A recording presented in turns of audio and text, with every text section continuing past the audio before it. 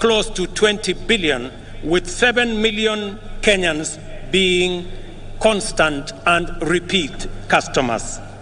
Not a single shilling has been stolen through corruption, and borrowers do not need to know anyone, bribe any official, or go through any complex bureaucratic procedures to access the Hustler Fund. They only need a device, a little airtime, and a few minutes, and they are all able to get money wherever they are. The second product of the Hustler Fund will usher our unique collective-driven competitive market enterprise to the online domain.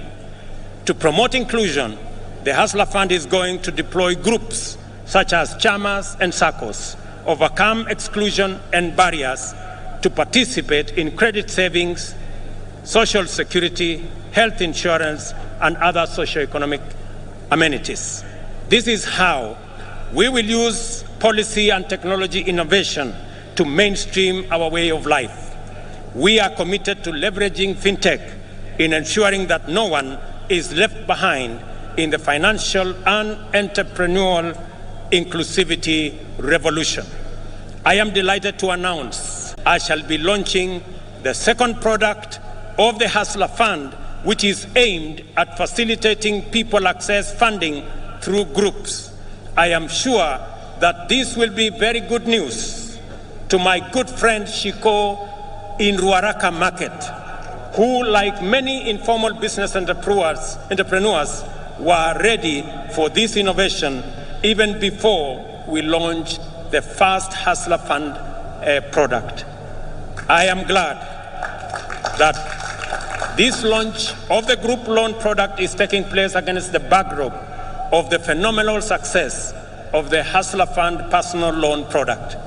I expect that this product will encounter even greater appetite from the market. As I have already mentioned, your credit score will determine the amount you can access and the amount you will continue to receive. Thus, we have equalized the formal and informal systems, enabling both to enhance their complementary contribution to jobs and wealth creation from an equal footing. As we celebrate this increase in our economic freedom, today we also celebrate the democratization of the Kenyan economy. This is why more Kenyans are taking part in the robust conversation about our economy. The conversation is inclusive, focusing on the proposals to raise revenues, to discourage imported goods that can be manufactured locally so as to grow local manufacturing and enhance export competitiveness. In this debate, Kenyans are interested in how government will create the 1 million jobs it has committed to provide through the affordable housing program. I know many people have questions about how and why are we having a conversation about housing in the Republic of Kenya. And progressively we are answering the how, we are answering the why, and we will answer every other question. Because right here in Embu, and as we do in every part of Kenya, we have our own citizens, millions of young people who do not have a job. We have 5 million Kenyans across Kenya, young people out of school, out of college, out of universities who do not have a job.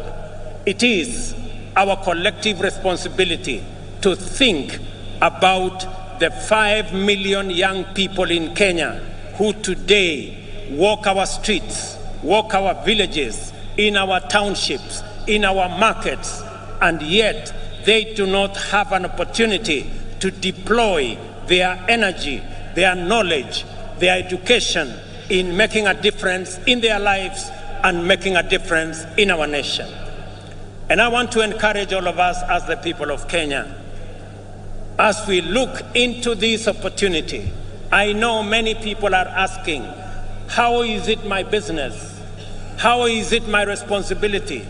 I have had many ask me, Mr. President, how is it my responsibility to think about those who do not have jobs? How is it my responsibility to think about the people who live in slums? 7 million Kenyans who live in slums, in indignity, without toilet, without running water, without roads. How is it my business?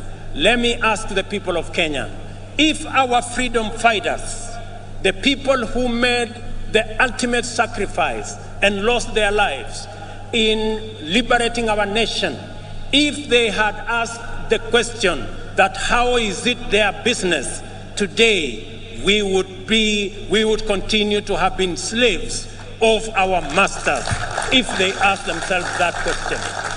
It is our opportunity, as they did, to liberate our country. They went beyond the call of duty.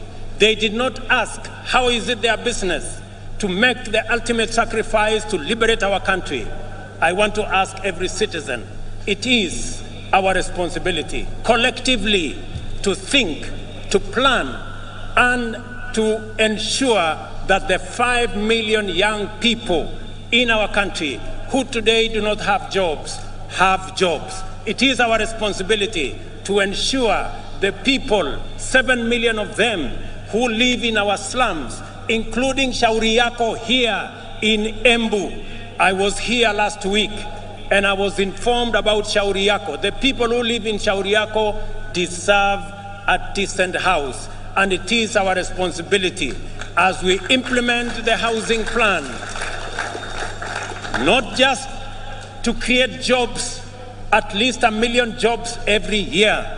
It is also our responsibility to grow our manufacturing, because housing will make sure that our entire manufacturing value chain, from the cement in our factories, to the steel in our factories, to the doors and windows and hinges in our Juakali sector and our construction products industry, to the sand harvesters, to all the people who will be working in our construction sites, to the accountants and engineers and all the architects and all the technicians and the electricians, to every sector, the millions of young people that will be employed in this sector, is sacrifice enough for us who are employed to make that contribution to the Hustler Fund, to the Housing Fund, so that we can bring around